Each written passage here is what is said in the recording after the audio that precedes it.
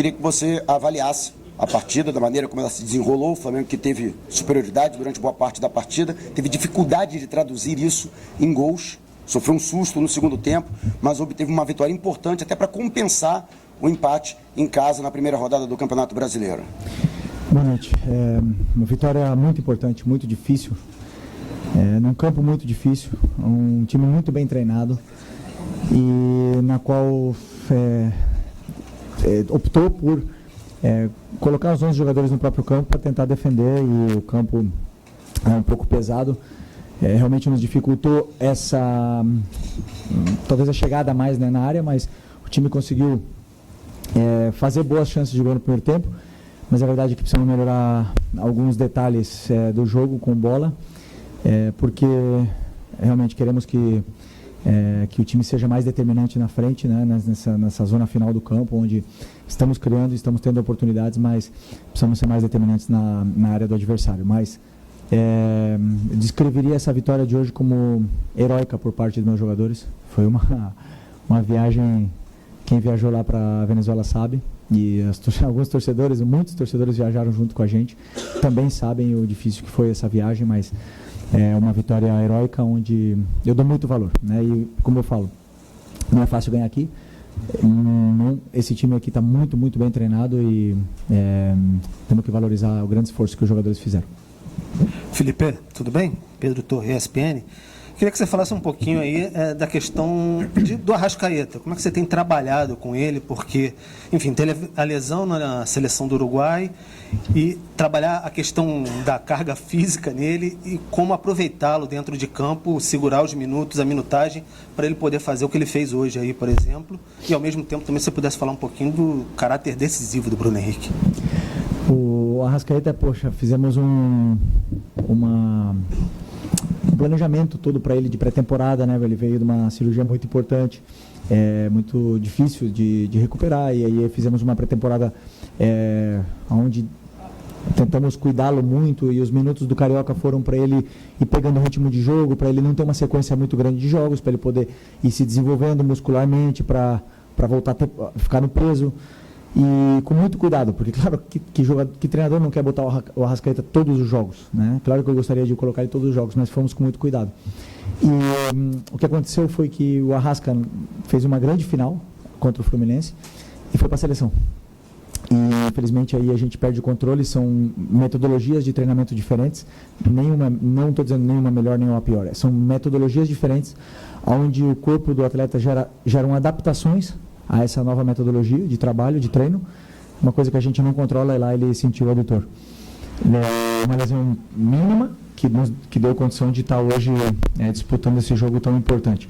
Mas, ao mesmo tempo, eu tenho que cuidar, porque quando o jogador ele vai para a maca, ele descondiciona. Então, tem que cuidar com os minutos, tem que agora cuidar com as sequências, mas, claro que essa versão do Arrascaeta é muito importante para a gente, porque ele é muito determinante na área, ele é muito diferente.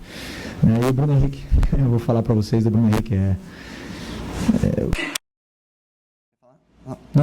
Tudo bem? Boa noite, Gabriel do canal Paparazzo Rubro Negro. Filho, queria te perguntar sobre o Nico.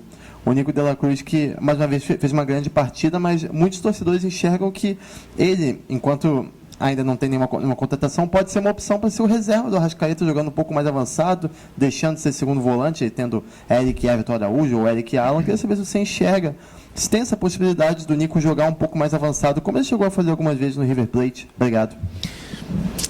Pode. Jogou na seleção do Uruguai ali. Eu acho que não é o melhor lugar para ele, eu acho que não é a melhor performance dele, seria quebrar um galho. E para isso, eu penso que aonde funciona, e onde está, talvez seja a melhor dupla de volantes do Brasil, ou uma das melhores do mundo, essa dupla de volantes.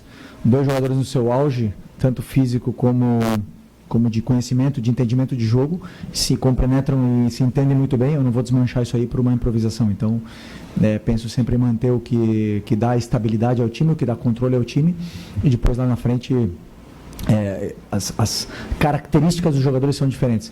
Tem jogadores que são mais aceleradores, tem jogadores que são mais verticais, outros que são mais controladores, e eu tenho que tentar achar soluções. Não vou acertar sempre.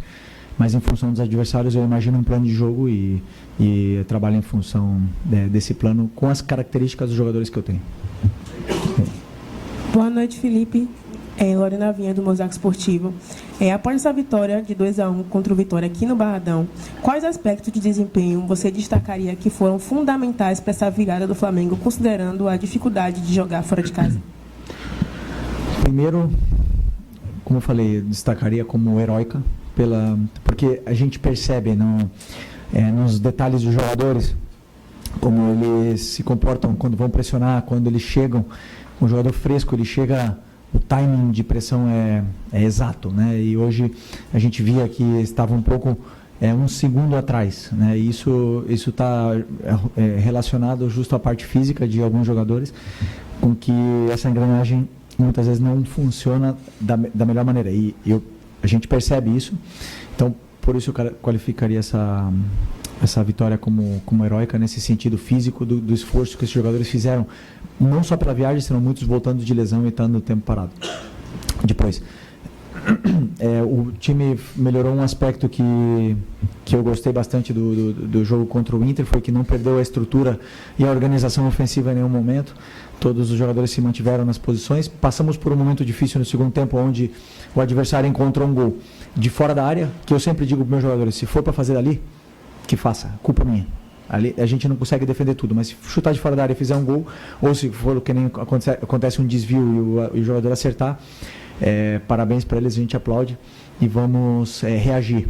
E eu senti que mesmo com o cansaço, depois do gol, o time manteve a estrutura, os jogadores mantiveram as posições, os espaços apareceram e a qualidade deles também. E aí a gente conseguiu fazer a vitória, fazer o gol da vitória, e uma vitória muito difícil, muito importante para a gente. Obrigado. Felipe, fugindo um pouco aqui do contexto do jogo, vou te fazer uma pergunta que é para uma pauta especial de Libertadores, né? O Renato Gaúcho é o único que foi campeão como jogador e como técnico, né? Você já foi campeão como jogador, tem a possibilidade aí, né, e é uma meta ser campeão da Liberta como treinador. Isso mexe com você? É algo muito difícil de acontecer, né? Só tem o Renato que conseguiu isso. Pois é. São poucos. Eu sinceramente não estou pensando nisso agora, nesse momento, né? A gente só pensa no troféu, na possibilidade, na história, quando chega na final. No momento eu estou pensando ainda não, né? Mas quando chegar em casa amanhã eu vou pensar no próximo adversário, que é o Central Córdoba, né? Central Córdoba. E a partir daí começar a estudar o próximo adversário e ver como poder ganhar. Só de estar liderando esses jogadores desse nível, liderando uma nação e tentando representar o torcedor e tendo essa comunhão com eles, que eu sinto que não só eu, senão os jogadores também têm, para mim já é um troféu, para mim já é um título. Quantos passaram por esse clube e são mais um nome, né? Mas quantos conseguem isso com a torcida? Então eu valorizo muito essa comunhão que encontramos junto com o torcedor, que eles se sintam identificados com a equipe que está desempenhando, independente se tem desfalques, quem joga, quem não joga, se joga alguém da base, se joga alguém que já tem 35, o torcedor ele se sente identificado, e para mim esse é o maior troféu. Depois, os que vêm além disso é lucro. Okay. Obrigado, Felipe. Obrigado, tchau.